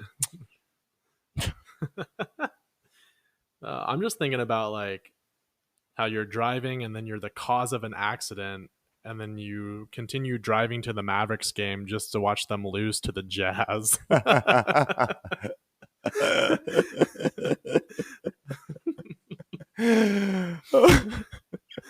They're like, well, wish we hadn't gone out tonight. The Dodge Caravan is ruined, as is our team spirit. Guess we'll see if Neighborhood Doctor's still open. Wow. Yeah, I felt bad for that little kid. I mean, do you think he cried more in the accident or after the loss?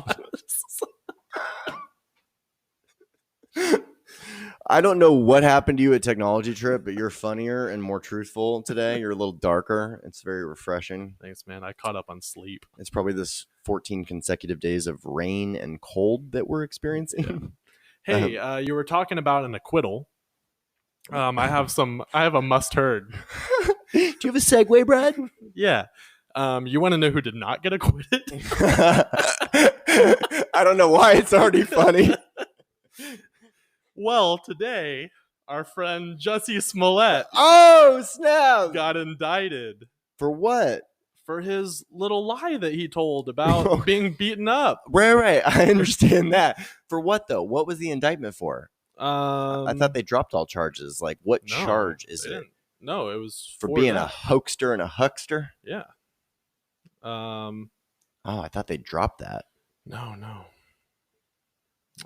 Continue to talk. Juicy Smouillet. As Dave Chappelle would call him. Wow, I love that you didn't watch the State of the Union, but you're must heard on Juicy Smouillet. No, this happened right now. It was breaking news whenever I walked into your place. So Chicago probably had like 30 murdered over the weekend. This They're like, is- we can at least get juicy. this is the news that I live for. Jesse Smollett accused of lying to CPD, indicted on 6 counts of disorderly conduct. Okay. So we talked about him in one of our first, if not the first, podcast episode, and we've joked about him here and there.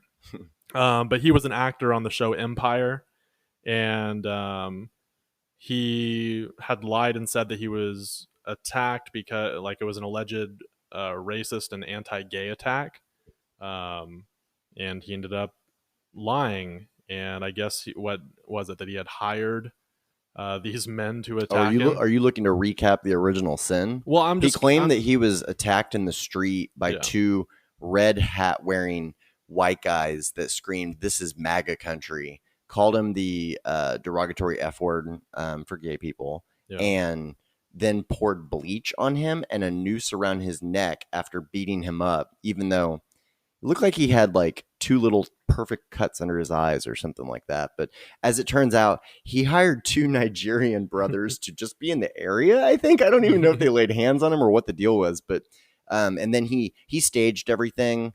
They were shown purchasing rope at a local convenience or hardware store like hours before the attack. He paid by check like an idiot. Right. I'm surprised the memo line didn't say MAGA attack. But anyway, he still had the noose around his neck whenever the cops knocked on his door 45 minutes later. Yeah. So anyway, glad that happened, because, man, I mean, times are already tough enough. How dare you like lie about that kind of thing? Well, and just, I mean, I think the Chicago police PD? superintendent, the chief of police, was like the most impactful with his statements surrounding that, where he's like, man, as an African American myself, you know, like, this is the last thing that we need, you know, like, we can't be doing this. Like, this doesn't help our overall cause. Exactly. When you cry wolf, when you stage attacks like this, when you do it in such, I mean, he learned a thing from Lee Daniels, you know, how to write a script, man. Because, you know, down to the language, down to the props, he's obviously an actor. Yeah. Speaking of actors, did you watch the Oscars? I did. I watched a lot of it. Okay. I didn't watch a whole lot, actually. Mm-hmm. Yeah. I thought it was pretty good. I don't think they had a host this year. They just had a bunch of random celebrities like around the I saw Maya venue, Rudolph and Kristen Wiig. Yeah, but that was only just a segment. Yeah. But let's see. Best picture was Parasite, which I gave a shout out. And again, I highly recommend that movie. Was it the first non-English? The first non-English, yeah. So that was really cool, and it was really cool to see the director Bong Joon-ho, as they call him, and just how excited and Bong Joon-ho, and just how happy and elated he was to win. He won 4 awards that night. Oh wow! And he did not expect it at all. He's like, by his 3rd award, he's like, "Oh, I had already started drinking. Like, I thought I was done for the night." And he just kept making these comments about how he's just going to be partying all night. But he was just like so proud of all of his actors and actresses. Like, whenever they received the award, he made like all of them stand up so everybody could give them like an ovation. And wow, it was just really fun to watch. But yeah, so that one best film, best actor went to Joaquin Phoenix for The Joker. Like, I think we all saw that coming. I still haven't seen it. No. Not my favorite movie, and it was really dark, but I mean, I think anyone would agree that it was an incredible performance. Right on. Shout out. Very talented. Brad Pitt won Best Supporting Actor for his role in Once Upon a Time in Hollywood. Renee Zellweger won Best Actress for her role in Judy, which is about Judy Garland. I didn't even know that film existed until I watched the Oscars, but you know, good for her. What a underhanded. No, I mean, I do want to check out the film, like, and I probably will. I gotta see. I heard some negative feedback as to like the latest work that she's had done or something. And to be honest, I never have thought that You mean Renee, like cosmetics? yes, I never thought Renee had much going for her in that department to begin with. I thought she had a pinched face. Seemed like a lot of Botox going on, but yeah, whatever. Remember when she was married to Kenny Chesney for like 4 months? Yeah, back when he was in his puka shells and like 5'4" and right.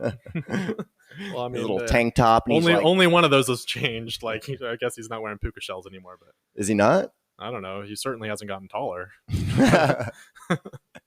Man, that dude was at the top of country music for quite a few seasons. He was like the new Jimmy Buffett. That's what he was trying to be. He's all like beach country, you know. And then Zach Brown Band came out and had their toes in the water and their ass in the sand. And they took it from there. Can we back up to Brad real quick? Just a sec. I'm just gonna say Laura Dern won Best Supporting Actress for her role in Marriage Story, which I definitely agree that she deserves that award. But Marriage Story was also one of the candidates for Best Picture, and I just didn't agree with that. But I think maybe I've talked about that before. But just not. I mean, good performances, but I don't know. It was just okay. Anyway, back to Brad Pitt. Yeah. You know that was his first ever Oscar? Really? Yeah, he'd never won an Oscar prior to that role. Good for him. I mean, what else would he, I mean. I don't know. Yeah, I mean, Troy? For kissing a dude? Like, they gave that to Brokeback. Like, yeah, well, I think there was some acting involved as well. Yeah, I mean, if you're going to commit, you know? Yeah, that's the one part of acting that would be difficult for me, I think. I could kiss all the girls, no problem. Yeah. I think I'd love that part, but the boys, that'd be a little bit more difficult for me. Right. Just because I'm not deep into that craft. But going back to Brad, he's wins first Oscar ever for Best Supporting Actor. And that's cool. I actually put this in bold italics on my show notes. In 4 years, Brad Pitt will be 60. Whoa. Like, first of all, how old are we? Second of all, dude, how do we look like him? Now? Money? Yeah, we need this podcast to really take off. We need this podcast to win an Oscar. Dang. I mean, he'll be 60 in 4 years. Yeah, that's wild. How is J-Lo 50? He's 60. By the way, Fran Drescher is back on TV. Is she? She looks hot. I've always been a Fran Drescher fan. I think she is just you like that kind of obnoxious, annoying, sexy cougar. Yeah, that's my stuff. Speaking of sexy cougars, did you see Gayle King on CBS?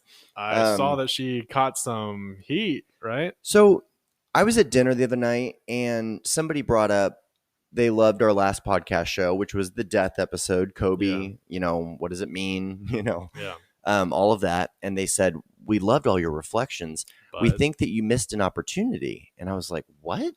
And they go, well, the allegations. And I immediately was like, get out of here. Yeah. Like, I was like, no. I said, we know that didn't happen the way that narrative shows it. Right. I thought that at the time. I think that now.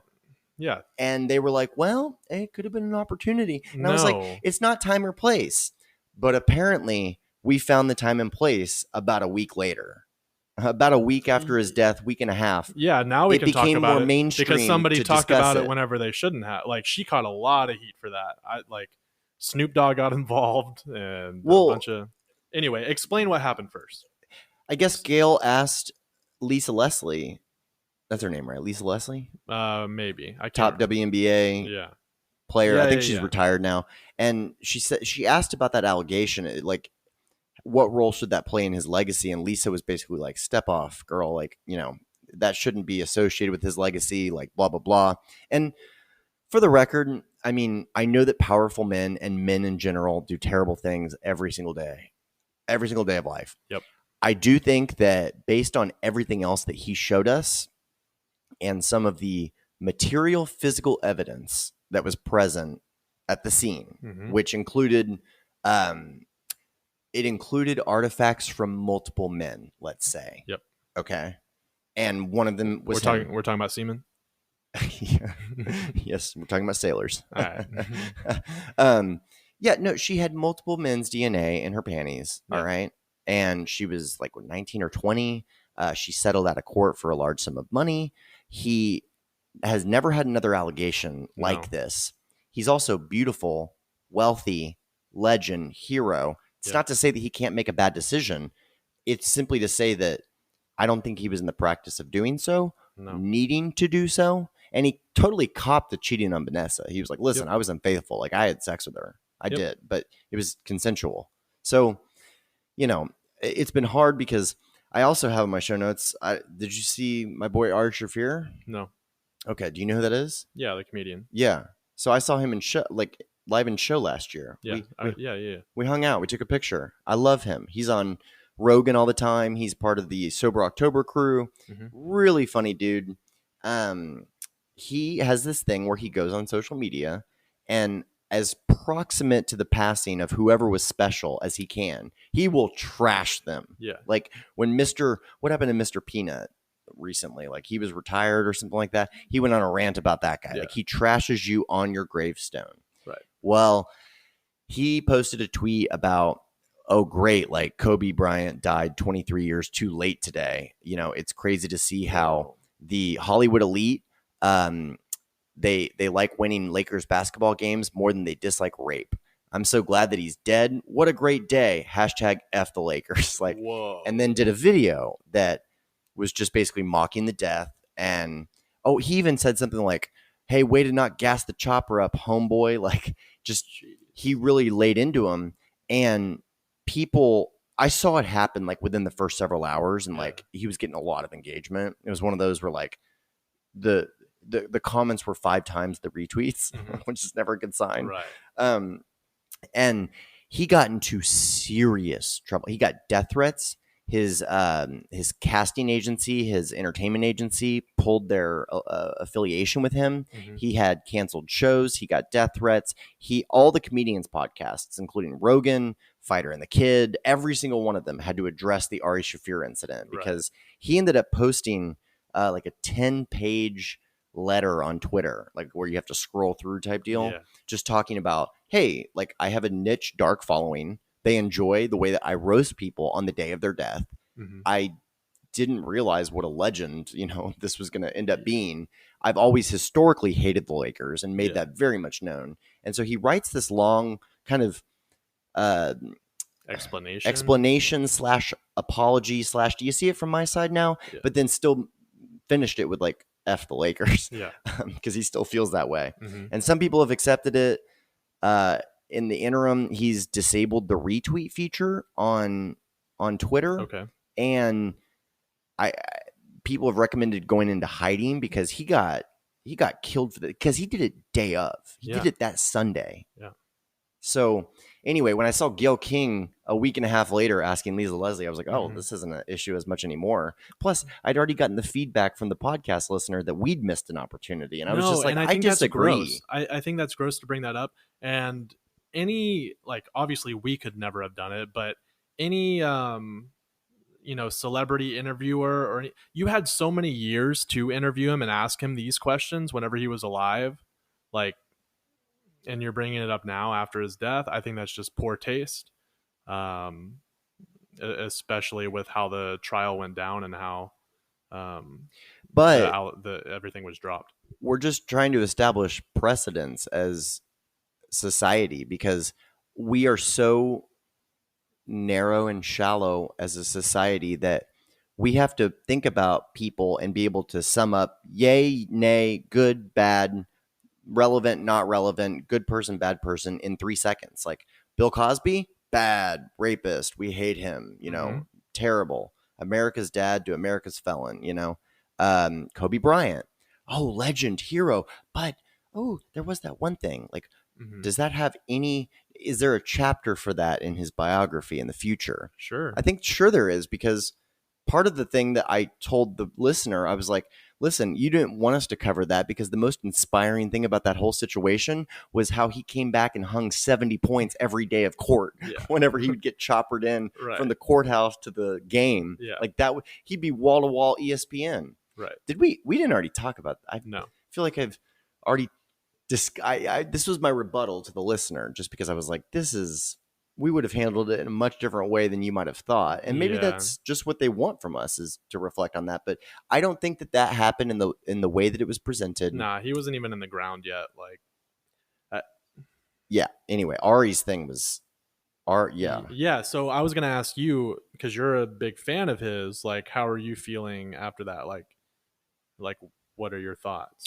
Well, I saw the tweet just real time, just scrolling through my Twitter feed, and I clicked on it. I remember clicking on it because I was like, ooh, this one's gonna be bad. Yeah. And you could see that other people were in my shoes, and they'd commented where they were like, they're normal mainstream people, but they like their dark humor as well, which I definitely do.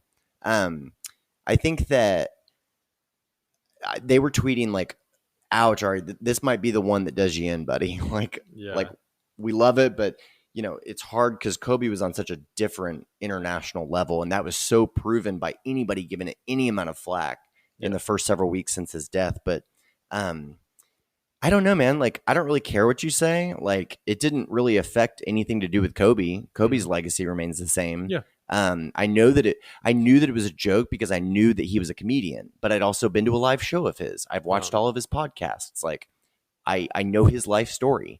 So I had all this invested already into giving him benefit of the doubt and some latitude as a comedian. Yeah, you had more context that I was familiar with. I had so much context. So if you just saw that, you'd be freaking outraged, you know? It'd be terrible. So do you think comedians have that shield of protection? Like,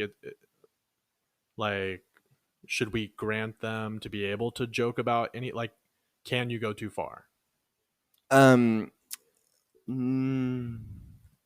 Yes, but no. I'd like to say generally, no bumper rails on this bowling alley. You know, comedy is like, you're either going to get a strike or a gutter.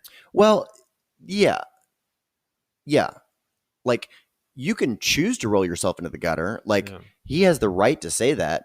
He also surely he knew that there was going to be some type of CAA also has the right to terminate their relationship with him as a result. You know, like, different comedians have the right to different booking gigs and promoters. Like, there's a difference. It goes back to Lizzo. There's a difference between what's morally right or should be legal versus what's tasteful and best for your career. Yeah. I think that this one was too far for his career. I think that it endeared certain fringe fans to his fringe style more impactfully.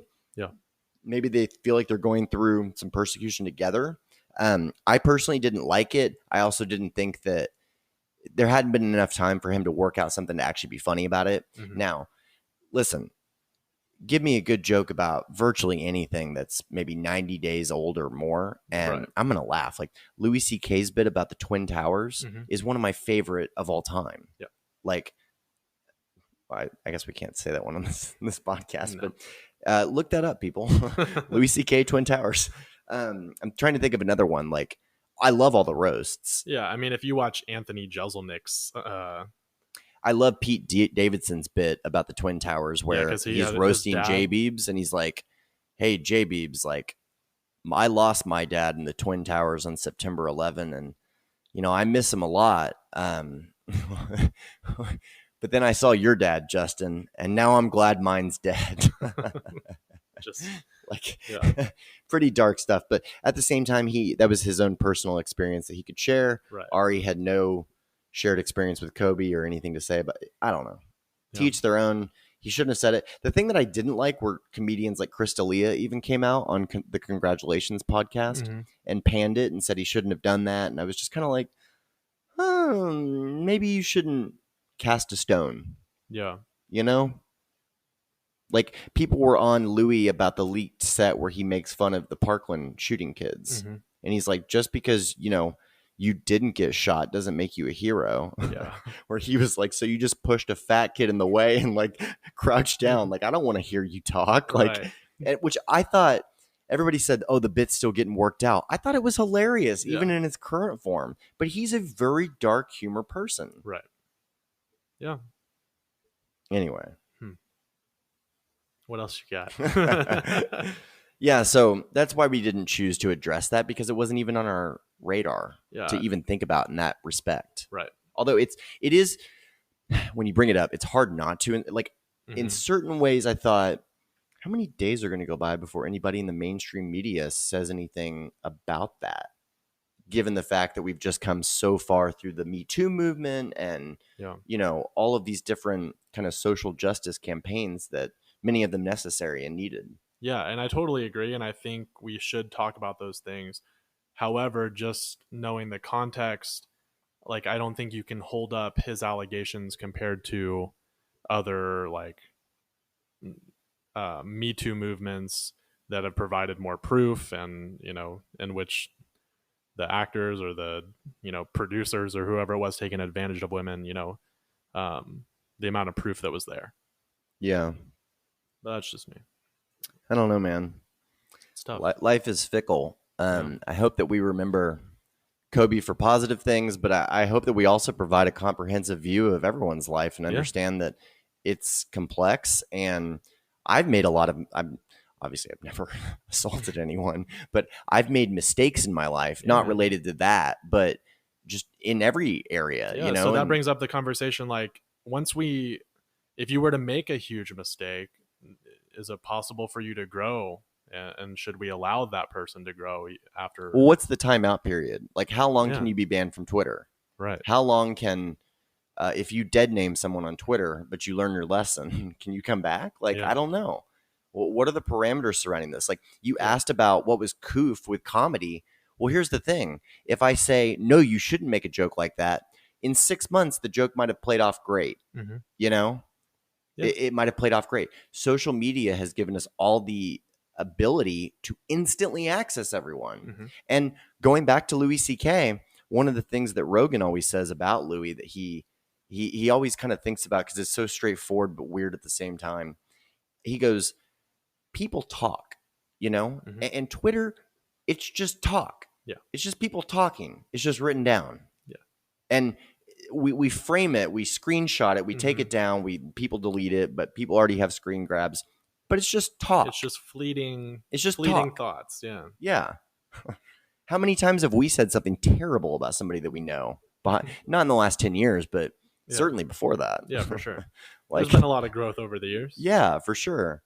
And like, you just look at Kobe's legacy and all the things that he has done. So everything that he has done after those allegations, man, like, he's done a lot, and he's done a lot for women and his daughters and all the, WNBA sports teams. Yeah, not NWA. He's done a lot for Ice Cube and the boys. Right, yeah. But man, I don't know.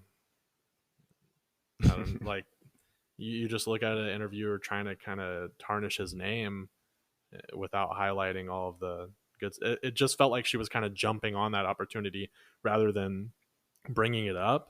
It just seemed a little too blunt, attack mode, maybe crass. It seemed maybe opportunistic. Sure. So she works for CBS. Yeah, which I understand, but she was actually mad at CBS. If you're her or Ari or whoever, like, you got to understand, with that comes backlash. So you can't be shocked whenever you're doing that type of thing. Ari's thing was a totally different situation. Hers was in a structured interview, asked respectfully by somebody that, maybe you would think she's the most prolific female basketball player of all time. Yeah, and Lisa Leslie is saying that she never saw any misconduct from Kobe. And, I know. But it's not Gayle, it's Gayle, the reporter. And why did Gayle get mad at CBS? Because CBS packaged it up in a way that seemed to expose her, or what? But Gayle continues on with her questioning after Lisa Leslie says, nah, he was cool. Why is Gayle best friends with Oprah and working every morning? Like, I've never gotten this. I don't know. Why is she a newscaster? I thought she was Oprah's best friend. She is. Oprah's coming to the AAC. Yeah. I'm like, are you just going to give away gifts and talk about your top books, or, it's like with special guests. And I'm thinking that's got to be an out of control crowd. Like, you get a car, you get a car. Yeah. You get to be my best friend, because mine is working at 5 a.m. every day. Apparently. She's one of the few remaining left on that morning show, since they got all the boys. They were all guilty of harassment. So even Charlie Rose. Oh man. Yeah. Bye, Charlie. Charlie bit me. Every rose has its thorn.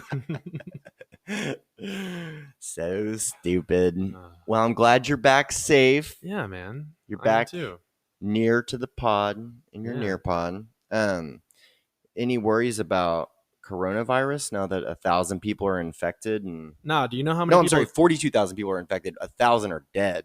Yeah. And how many die from the flu though? Like, you know what our media is already saying? They're like, now these numbers are coming from the Chinese government. You know we can't trust them. There's probably a boatload more over there. And I'm like, it feels subtly racist a little bit. Like, nah, I'm chilling.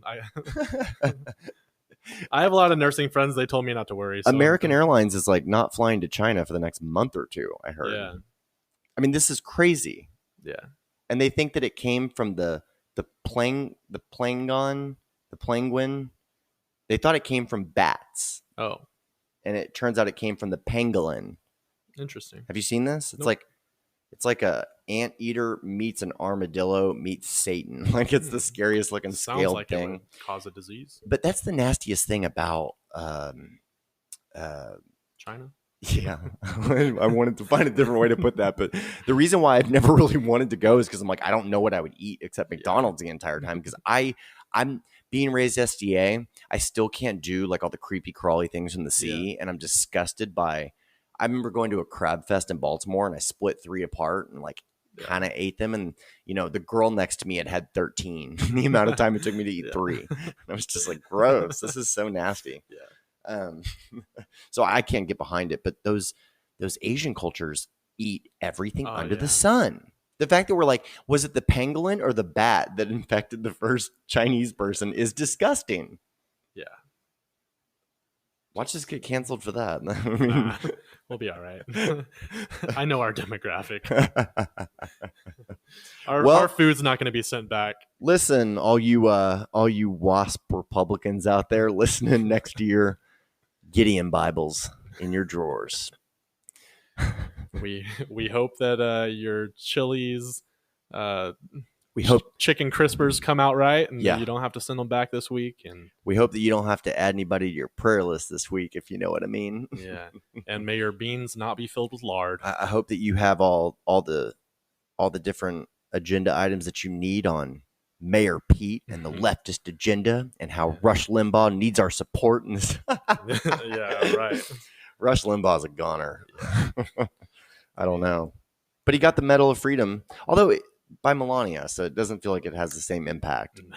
Now, if Michelle had done it, it'd be all right, that this means is better something. than Barack, Yeah. But anyway, Yeah. You want to get the shout outs? Shout out to my buddy Daba. So on Twitter, he's been kind of retweeting our show notes that we posted or our episodes. So I just wanted to give him a shout out. I don't even know if he listens. I need to hit him up, but I definitely appreciate just the support and sharing the stuff that we've been doing. 100%. Shout out to him. Brock was like actively doing our stuff. Heston, Gerald. I think Gerald followed. Dude, Gerald's Twitter bio looks like his like Grinder profile. Like it's just like his photo, and then it says 28 like athletic DFW, and I'm like, this isn't a dating app, bro. Like this is your Twitter. I'm like, I hope he hears this. I feel like, am I supposed to swipe left or right through your tweets, or like I want to listen to everything you have to say, buddy. I don't care if you're athletic and 28 and close. Like you could be on the other side of the world, and I would read this. Yeah. Anyway, I've been wanting to make that joke for a minute. Speaking of Gerald, over the weekend, I played him in ping pong and destroyed him. Oh, snap. It was beautiful. Nice. I had been meaning to tell you, and it completely slipped my mind. I lifted some cash off of him in college, I think, but he was better than Rowdy. I can tell you that much. Yeah. Oh man, he was a great opponent, and like he was we pretty good. would have really long volleys, but I would still end up kind of getting the points. But he beat me probably in the last 2 games, but we played several. And all right, yeah. But I know really he's beaten me before. Yeah. So shout out Gerald, you're a worthy opponent, and I want to beat you again soon. Yeah. Cool beans. Shout out all family members listening. Perhaps any newcomers. Definitely let us know if you enjoyed this episode. Yeah, we'll tweet this on my end. Shout out Sierra and Paul. We missed you this weekend. She asked about you. But our Orange County friends from guess the Newport area, Sierra, and she brought her main squeeze, Paul, for the very first time. And so we had a great time with them. That's you know, great. I've gone to Europe with her and the extended crew, and she's made it a point to come visit us in Dallas. We're like her second friend family. She's come every year, like multiple times a year. So it was great to meet her, man. They just bought a home together in beautiful SoCal. Happy for all of their success and glad that we got to kick it with them all weekend. Yeah. I was out for the first time in a while. We went out to Canopy on Friday evening, which has a beautiful downtown skyline view, and really enjoyed that. And then hit up some patios on Saturday, and yeah, just had a great time. So she asked That about sounds you. lovely. She said to send her love, and Yeah, definitely. so Love you too. Yeah. So shout out to everybody else. Yeah. You got any other closing Nah, man, that should do it. items? Oh, shout out to you and to Oh. me, because I Us. did crunch the numbers right before this, and Yeah. I just looked at our recording time for this pod, and we just hit the 30-hour mark. Oh, let's go, baby. Lock it in. 5 countries, 25 states, 1,000+ listens. And it's only going to get bigger. 30 hours. All right, this episode of the podcast brought to you by MeUndies, MeUndies.com /BRAD. No, but we are open for sponsorship. Hit up our new Twitter account. Give that a good follow. And as always, we're available on all your favorite streaming platforms, YouTube, and at weeklycatchuppodcast.com. Yeah, listening to our podcast while trying to get a good rest. Mattress Firm. Mattress Firm. We launder money. All right. Hey, let's tease that for the next episode. Let's talk about Mattress Firm and laundering money in the next episode. Yes, we Tweet got that it. out. I got you. All right, everybody. We're Hey, out. We'll catch you up next week.